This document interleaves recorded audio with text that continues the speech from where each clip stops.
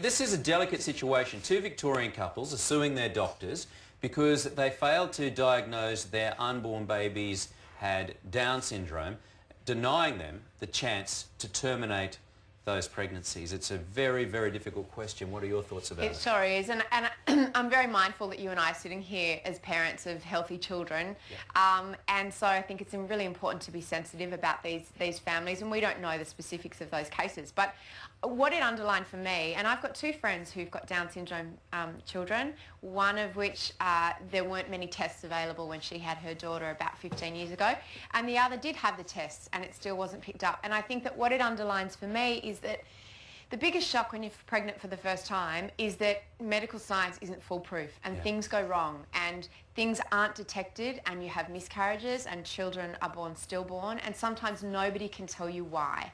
And the fallibility of science, and things are improving. I mean, just with my 3 pregnancies, there have been more tests for things like Down syndrome all the way through. Each time I'm pregnant, medical science has gone a little bit further in helping to diagnose it. But it's not fallible, and you are rolling the dice when you have a baby. And also, we do have to protect our doctors to some extent, because otherwise they'll stop practicing. You know, they're just people. I mean, I like to think that they're miracle workers and magic fairies, but they're not. It's such a tough question. You know, when we had our baby's test done before she was born, before we knew the results, I thought if there was a major problem, that a termination would be the most practical and the most kind thing to do. That's right. But the day of the test, before we got the results, I knew in my heart I wasn't going to change our mind. We were going to have this baby. It's I felt really the same personal way. thing. And it is a personal thing, and that's not to condemn people who have a different choice and decide to terminate a child who's going to have enormous health problems. So I think that it's very important not to make the pain of these people even worse by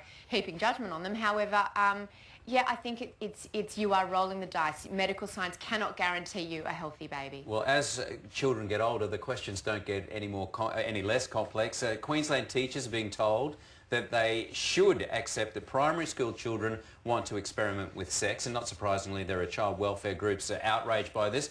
What's your view on it? Do you think that, that we're too prudish about it, or do you think that there should be more a disciplined approach to the way teachers handle this? I'm going to say 2 things about this. The first is that I think, you know, you can easily go, oh, none of this happened in my day, but remember Kiss and Catch? Yep. I also remember that there was always the boy who wanted to go and lift up all the girls' dresses.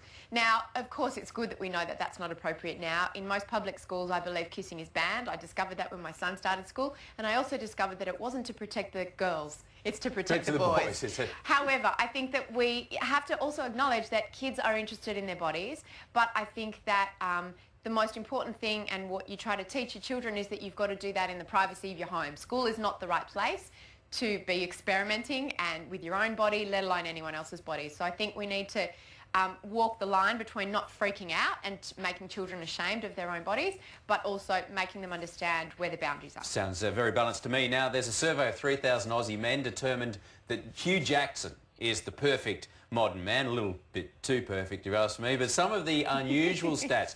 50% of blokes believe in aliens, but only 2% of them believe in angels. Go figure. 60% of men use skincare products every day.